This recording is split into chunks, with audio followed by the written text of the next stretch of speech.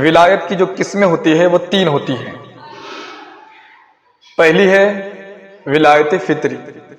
ولایت فطری یعنی یہ جو اولیاء ہوتے ہیں یہ فطرت سے ہی ولی ہوتے ہیں، یعنی یہ پیدائشی ولی ہوتے ہیں، جیسے حضور غوث اعظم پیدائشی ولی ہیں، حضور خواجہ غریب نواز رحمۃ اللہ علیہ پیدائشی ولی ہے، حضور اعلی حضرت پیدائشی ولی ہے۔ تو جو پیدائشی ولی ہوتے ہیں ان کی جو ولایت ہوتی ہے اسے ولایت فطری کہا جاتا ہے۔ اس کے بعد آتے ہیں ولایت قصبی۔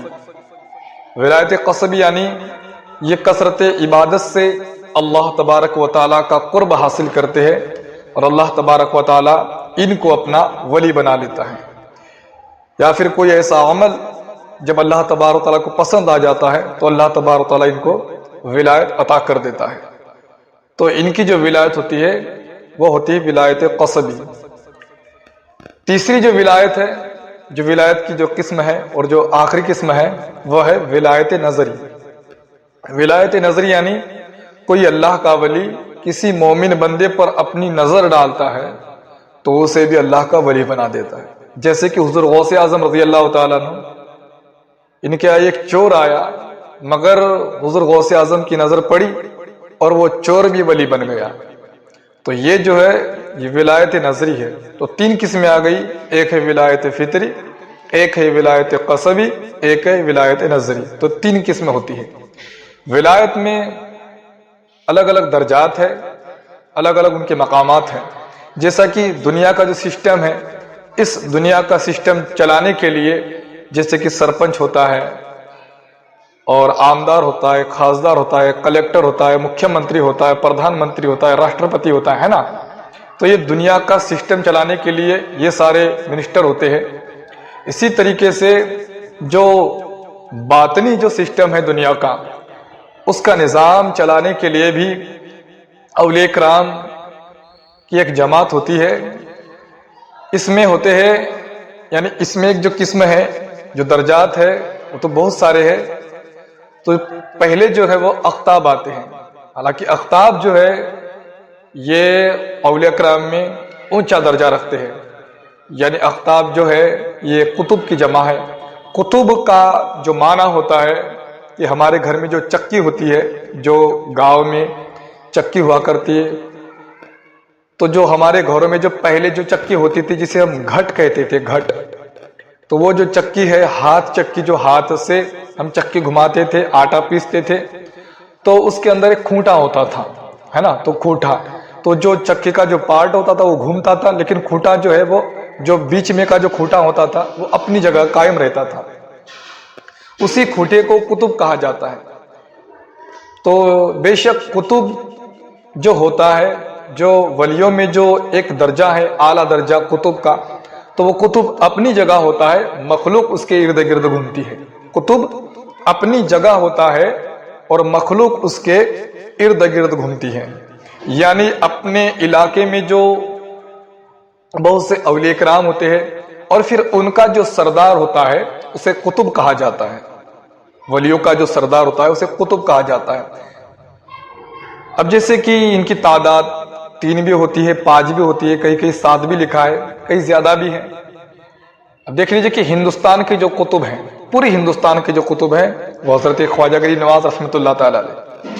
اب ان قطب میں یہ جو قطب ہے ان کا جو سینئر ہوتا ہے، ان کا بھی جو سردار ہوتا ہے قطب، وہ جو اولیاء کا سردار ہو، اور پھر ان قطبوں کا جو سردار ہوتا ہے جسے قطب الاقطاب کہا جاتا ہے، ان کا جو سینئر ہوتا ہے، ان کا جو امام ہوتا ہے اسے غوث کہا جاتا ہے، اسے غوث کہا جاتا ہے۔ اس غوث کے 2 وزیر ہوتے ہیں جو قطب میں ہی ہوتے ہیں۔ تو 2 وزیر ہوتے ہیں، اس کا ایک نام ہوتا ہے عبد الرب اور دوسرے کا نام ہوتا ہے عبد الملک۔ جب کسی غوث کا جب انتقال ہو جاتا ہے تو اس کی جگہ پر ان دونوں وزیروں میں سے ایک فائز ہو جاتا ہے اور پھر وہ غوث بن جاتا ہے۔ اس کے بعد آتے اوتاد۔ اوتاد کی جو تعداد ہوتی ہے یہ 4 ہوا کرتی ہے۔ تو ان کی جو تعداد ہے اوتاد ان کی تعداد 4 ہوا کرتی ہے. یہ 4 دشاؤں میں ہوتے ہیں، جیسے پورب، پچھم، اتر، دکشن، ہے نا، ایسٹ ویسٹ، نارتھ ساؤتھ. تو یہ چاروں دشاؤں میں ہوتے ہیں. اس کے بعد آتے ہیں ابدال. ابدال کی جو تعداد ہے وہ 40 ہوا کرتی ہے. تو 40 ہوا کرتی ہے، اور اللہ تبارک تعالیٰ ابدال کے صدقے میں پانی برساتا ہے، فصلیں اگاتا ہے، مصیبتوں کو دور کرتا ہے. تو یہ ابدال جو ہے، ابدال کے صدقے میں آج ہم زندگی جی رہے ہیں، اس لیے کہ انہی کے صدقے میں فصل اگتی ہے، انہی کے صدقے میں پانی برستا ہے. اس کے بعد آتے ہیں اخیار. اخیار جو ہے یہ خیر کی جمع ہے. یہ 500 یا پھر 700 ہوتے ہیں اخیار. یہ پوری دنیا میں گھومتے رہتے ہیں، یعنی اپنا جو فیض ہے یہ بانٹتے رہتے ہیں، یعنی یہ گھومتے رہتے ہیں. اس کے بعد آتے ہیں نقبہ. تو یہ جو نقبہ جو ہوتے ہیں یہ 12 ہوتے ہیں، جو 12 برج ہیں. تو 12 برج کی جو خاصیت ہے اس کا علم رکھتے ہیں. اس کے بعد آتے ہیں نجبہ، یہ جو 8 ہوتے ہیں. تو یہ الگ الگ درجات ہیں. تو ان کا جو سردار ہے اسے غوث اعظم کہا جاتا ہے. سبحان اللہ، حضور غوث اعظم. اب میں نے کہا کہ غوث جو قطبوں کا جو سردار ہوتا ہے، اب حضور غوث اعظم ہے، اعظم کے معنی بڑے. تو غوث اعظم جو ہے غوثوں کے سردار، یعنی یہ تمام اولیاء کے سردار ہے. سبحان اللہ. تو آج یہ 11ویں کا مہینہ ہے نا، جسے ہم 11ویں کا مہینہ کہتے ہیں، جانتے ہیں، مانتے ہیں. لوگ کہتے ہیں کہ یار 11ویں کا مہینہ کیوں کہتے ہو بھائی؟ کہ مہینے میں تو پھر 1 تاریخ بھی ہے، 2 تاریخ بھی ہے، 3 تاریخ بھی ہے، 4 بھی ہے. ہاں، مگر 1 تاریخ سے ہی پورے مہینے کو مشہور کر دینا، جیسے 1 ہی تاریخ سے پہچاننا.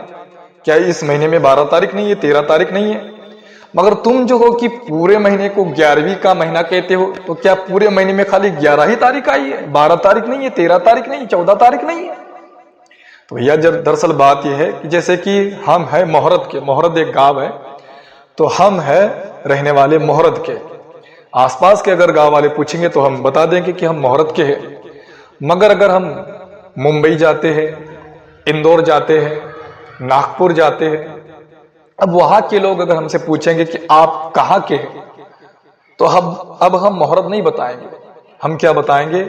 جو ہمارے گاؤں کا جو ضلع ہے، جلگاؤں، جو سٹی ہے، جو اس علاقے کے جو گاؤں ہے جتنے سارے، ان گاؤں کا سردار ہے جلگاؤں. تو ہم کیا کہیں گے کہ ہم جلگاؤں کے ہیں. خالی ہم ہی نہیں، جلگاؤں ضلع میں جتنے سارے گاؤں آتے ہیں نا، وہ سارے گاؤں والے اگر ممبئی جاتے ہیں، اگر ناگپور جاتے ہیں، اندور جاتے ہیں، تو وہ یہی کہیں گے کہ ہم جلگاؤں کے ہیں. حالانکہ ہے وہ الگ الگ گاؤں کے، مگر وہ جلگاؤں کہیں گے. یعنی جو سارے گاؤں کا سردار ہے وہ اس کا نام لیں گے. تو اسی طریقے سے جو یہ 11 تاریخ ہے نا ربیع الاخر کی، تو یہ جو 11 تاریخ ہے، یہ 1 تاریخ 2 تاریخ یعنی 1 تاریخ سے لے کر 29 یا 30 تاریخ تک ہے نا، جو مہینہ ہوتا ہے 29 یا 30 دنوں کا ہوتا ہے. یہ تمام تاریخوں کی سردار ہے، اس مہینے کی تمام تاریخوں کی سردار ہے. تو پھر 1 تاریخ بھی 11ویں کے نام سے مشہور ہوں گی. سبحان اللہ. 2 تاریخ بھی 11ویں مانی جائیں گی، 3 تاریخ بھی 11ویں ہی مانی جائیں گی، 4 تاریخ بھی 11ویں ہی مانی جائیں گی. تو بات سمجھ میں آ گئی. تو یہ 11ویں کا مہینہ ہے. حضور غوث اعظم رضی اللہ تعالیٰ عنہ، ان کا مرتبہ کیا بیان ہو. اعلیٰ حضرت فرماتے ہیں، سر بھلا کیا کوئی جانے کے ہے کیسا تیرا، سر بھلا کیا کوئی جانے کے ہے کیسا تیرا، اولیاء ملتے ہیں آنکھیں وہ ہے طلبہ تیرا. یہاں پر غور کرے، حضور اعلیٰ حضرت امام احمد رضا خان فرماتے ہیں کہ سر بھلا، سر سمجھتے نا، سر بھلا کیا کوئی جانے کے ہے کیسا تیرا. اولیاء یہاں پر عام مسلمانوں کی بات نہیں کی، یہاں پر جو تہجد گزار ہے، جو روزہ دار ہے، ان کی بات نہیں کی. یہاں پر جو علماء کرام ہے، جو مفتیان کرام ہے، ان کی بات بھی نہیں کی. یہاں پر اولیاء کرام کی بات کی جا رہی ہے. اور پھر کہا جا رہا ہے اولیاء ملتے ہیں آنکھیں، اور ان اولیاء کا حال بھی یہ بتایا جا رہا ہے کہ اولیاء ملتے ہیں آنکھیں. اور پھر کہا جا رہا ہے کہ سر نہیں، اولیاء ملتے ہیں آنکھیں وہ ہے تلوا تیرا، وہ ہے تلوا تیرا. تو پھر آپ سمجھے حضور غوث اعظم کا مرتبہ، سر بھلا کیا کوئی جانے کے ہے کیسا تیرا، اولیاء ملتے ہیں آنکھیں وہ ہے طلبہ تیرا۔ تو حضرات گرامی، بے شک یہ شان، یہ مرتبہ حضور غوث اعظم رضی اللہ تعالیٰ عنہ کی ہے۔ حضور غوث اعظم فرماتے کہ میرا قدم تمام ولیوں کی گردن پر ہے۔ جب آپ نے اعلان فرمایا بغداد کی جامع مسجد میں ممبر پر کھڑے ہو کے کہ میرا قدم تمام ولیوں کی گردن پر ہے، تو جتنے سارے اولیاء کرام تھے، یہاں تک کہ حضور خواجہ گری نواز رحمۃ اللہ تعالیٰ علیہ، انہوں نے کہا کہ بے شک آپ کا قدم میرے سر آنکھوں پر۔ تو جتنے ولی اس وقت تھے ان سب نے یہی کہا کہ حضور آپ کا قدم بے شک ہمارے سر آنکھوں پر۔ اور جو ماں کے پیٹ میں تھے انہوں نے بھی وہی گردنیں جھکا دی۔ جو قبر میں آرام فرما رہے تھے، مزاروں میں آرام فرما رہے تھے، انہوں نے بھی کہا کہ حضور بے شک آپ کا قدم ہمارے سر آنکھوں پر۔ جو عالم ارواح میں تھے انہوں نے بھی کہا کہ حضور آپ کا قدم ہمارے سر آنکھوں پر۔ تو حضور غوث اعظم کا قدم ولیوں کی گردن پر ہے، ولیوں کی گردن پر ہے، جن کی ممبر بنی گردنیں اولیاء، جن کی ممبر بنی گردنیں اولیاء، اس قدم کی کرامت پہ لاکھوں سلام۔ غوث اعظم امام متو کا ونو کا جلوہ شان قدرت پہ لاکھوں سلام۔ حضور غوث اعظم رضی اللہ تعالیٰ عنہ،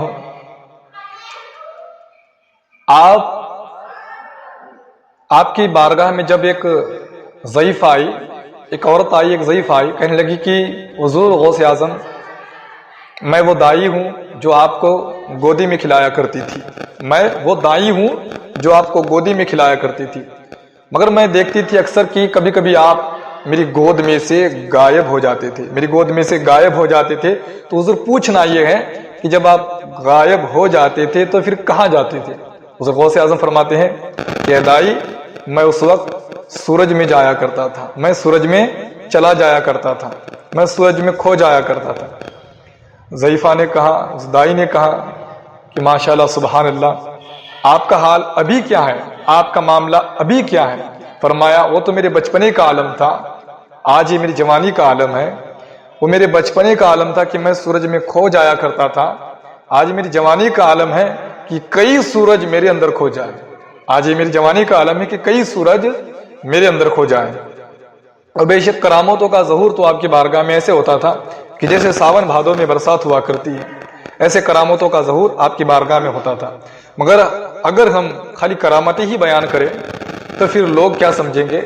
لوگ یعنی کسی جاہل کو بھی ولی سمجھ بیٹھیں گے۔ اگر کسی نے جادو دکھایا، کسی نے کچھ کمال دکھا دیا تو پھر لوگ شریعت دیکھنے کے بجائے خالی کمال ہی دیکھ لیں گے اور اس کمال کو کرامت سمجھ بیٹھیں گے۔ تو ہمیں کرامتیں بھی بتانا ہے، مگر صاحب کرامت یعنی وہ کرامت آئی کیسے یہ بھی دکھانا ہے، یہ بھی بتانا ہے۔ تو حضرات گرامی، حضور غوث اعظم رضی اللہ تعالیٰ عنہ، نمازوں کا معاملہ تو یہ ہے، آپ عشاء کے وضو سے فجر کی نماز پڑھ رہے، سبحان اللہ۔ کتنے سال تک؟ 40 سال تک آپ نے عشاء کے وضو سے فجر کی نماز پڑھی، یعنی عشاء کا وضو کر لیا، عشاء کا وضو کر کے آپ نے عشاء کی نماز پڑھی، عشاء کی نماز پڑھنے کے بعد پھر آپ عبادت میں پھر مشغول ہو گئے، پھر نمازیں ہو رہی ہے، پھر نمازیں ہو رہی ہے، حتیٰ کہ فجر کا وقت ہو گیا، فجر کا وقت ہو گیا، آپ کا وضو نہیں ٹوٹا، وہی عشاء کا وضو تھا، عشاء کے وضو سے آپ نے عشاء بھی پڑھی، عشاء پڑھنے کے بعد پھر آپ رات بھر نمازیں پڑھتے رہے، پھر اس کے بعد فجر کا وقت ہوا، آپ نے فجر کی نماز پڑھی، تو عشاء ہی کے وضو سے آپ نے فجر کی نماز پڑھی۔ تو ایسے آپ نے 40 سال تک کیا کہ عشاء کے وضو سے آپ نے فجر کی نماز پڑھی ہے۔ اور آج ہم ہیں کہ عشاء کے وضو سے عشاء کی نماز بھی نہیں پڑھتے، فجر کے وضو سے فجر کی نماز بھی نہیں پڑھتے، ظہر کے وضو سے ظہر کی نماز بھی نہیں پڑھتے۔ تو ہمیں چاہیے اب کوئی اگر جھوٹا پیر اگر جو نمازوں کو ترک کرنے والا ہو، جو نماز تو نہیں پڑھتا اور پھر کہے کہ ہم اللہ کے ولی ہے، تو اسے کہہ دینا کہ تیرے گردن پر غوث اعظم کا قدم ہے ہی نہیں، اس لیے کہ انہوں نے تو ایسی نمازیں پڑھی ہے کہ 40 سال تک عشاء کے وضو سے فجر کی نماز پڑھی ہے، مگر آج کے جو ولی ہے وہ کہتے کہ نہیں جی ہماری نماز تو مکہ مدینہ میں ہوتی ہے، یعنی وہ کھانا کھائے گا محرم میں، وہ کھانا کھائے گا بڑگاؤں میں، وہ کھانا کھائے گا پاٹنڈا میں، وہ کھانا کھائے گا اپنے گاؤں میں، مگر نماز پڑھنے کے لیے مکہ مدینہ جائیں گا۔ تو ایسے سے وہ برتن بھی کھینچ لیجئے کہ میاں جب آپ نماز پڑھنے کے لیے مکہ مدینہ جاتے ہیں تو کھانا کھانے کے لیے بھی مکہ مدینہ جایا کریں۔ تو ایسے پیروں سے بچتے رہے، اور جو باشرح ہو، جو نماز کا پابند ہو، جو سچاشی کے رسول ہو، جو شریعت پر عمل کرتا ہو، ایسے پیر کو دیکھیے کہ بے شک وہی ایک سچا اللہ کا ولی ہوتا ہے، وہی سچا پیر ہوتا ہے جو متقی ہوتا ہے، جو پرہیزگار ہوتا ہے، جو شریعت کا پابند ہوتا ہے۔ تو حضرات، حضور غوث اعظم رضی اللہ تعالیٰ عنہ ایک بہت بڑے عالم دین بھی ہے، بہت بڑے عبادت گزار بھی ہیں۔ حضور غوث اعظم رضی اللہ تعالیٰ عنہ نے یعنی اپنے وقت میں جو اعلان فرمایا کہ میرا قدم تمام ولیوں کی گردن پر ہے، وہ وقت کوئی معمولی وقت نہیں تھا، کوئی ایسا ویسا زمانہ نہیں تھا، بلکہ اس زمانے میں حضور خواجہ غریب نواز رحمۃ اللہ تعالی بھی پائے جا رہے ہیں۔ یعنی اس زمانے میں بڑے بڑے اولیاء کرام پائے جا رہے ہیں، اور پھر اس زمانے میں جس زمانے میں بڑے بڑے مفتیان کرام ہیں، بڑے بڑے محدث ہیں، بڑے بڑے فقہا ہیں، بڑے بڑے اولیاء ہیں، بڑے بڑے قطب ہیں، بڑے بڑے غوث ہیں، اس زمانے میں آپ کا یہ اعلان کہ میرا قدم تمام ولیوں کی گردن پر ہے، تمام ولیوں کی گردن پر ہے، تو بے شک جو ولایت ملتی ہے وہ حضور غوث اعظم رضی اللہ تعالیٰ عنہ ان کے در سے ملتی ہے۔ ولایت جو ملتی ہے حضور غوث اعظم کے در سے ملتی ہے۔ تو پھر ولایت جب ان کے در سے مل رہی ہے تو پھر بتاؤ ولی کیسا ہونا چاہیے، اور پھر ہمیں دیکھنا چاہیے کہ ولی ہوتا کون ہے۔ میرے آقا صلی اللہ علیہ وسلم فرماتے ولی وہ جس کو دیکھ کر خدا یاد آ جائے، جس کو دیکھ کر خدا یاد آ جائے۔ اب دیکھیے ذرا خدا یاد آ رہا ہے یا نہیں، مگر ان کے پاس بیٹھو تو ہمیں حرام کامیں یاد آتی ہے، کبھی آکڑا یاد آتا ہے، کبھی جوا یاد آتا ہے، کبھی سٹا یاد آتا ہے۔ تو اللہ کا ولی جو ہوتا ہے وہ نمازی بناتا ہے، وہ حلالی بناتا ہے، وہ حرامی نہیں بناتا۔ اللہ کا ولی تو ہمیں بتاتا ہے کہ حلال کھاؤ، ارے مگر وہ حرام کاموں کے لیے بتا رہا ہے، وہ اللہ کا ولی ہے ہی نہیں، وہ آکڑا بتا رہا ہے۔ تو ایسے پیروں سے ہمیں دور رہنا چاہیے، مگر آج کی عوام بھی اتنی جاہل ہے کہ ایسوں کو ہی اپنا پیر بنا بیٹھتی ہے۔ اور دیکھیے یعنی ایسے لوگ اگر اس دور میں رہتے جو حضور خواجہ غریب نواز رحمۃ اللہ تعالی علیہ کا دور تھا، یعنی حالانکہ ہر دور تو میرے حضور خواجہ غریب نواز رحمۃ اللہ تعالی علیہ کا ہے، مگر جو ظاہری دور ہے میں اس کی بات کر رہا ہوں کہ اس وقت لوگ کیا کرتے، پھر اس وقت لوگ شاید جو ایسے لوگ جو ایسے پیروں کو، ایسے جھوٹے پیروں کو جو ان کی کمالات جو دیکھ لیتے ہیں، جھوٹی کرامتیں دیکھ لیتے ہیں، ان کو اللہ کا ولی بنا لیتے ہیں اور اپنا پیر بنا لیتے ہیں۔ تو ایسے لوگ اگر اس دور میں بھی ہوتے تو میں تو کہتا ہوں کہ یہ حضور خواجہ غریب نواز رحمۃ اللہ تعالی علیہ کو اپنا ولی نہیں بناتے، بلکہ جو جے پال جادوگر تھا، حالانکہ انہوں نے بعد میں ایمان لایا، مگر جو جے پال جادوگر تھا اس کو ولی بناتے، کیونکہ ہوا میں تو وہ اڑ رہا ہے، بڑے بڑے کمالات تو وہ دکھا رہا ہے، تو پھر ایسے جو لوگ ہوتے تو اس کو اپنا ولی بنا لیتے۔ تو ہمیں شریعت دیکھنا ہے، ہمیں طریقت دیکھنا ہے۔ طریقت کیا ہے؟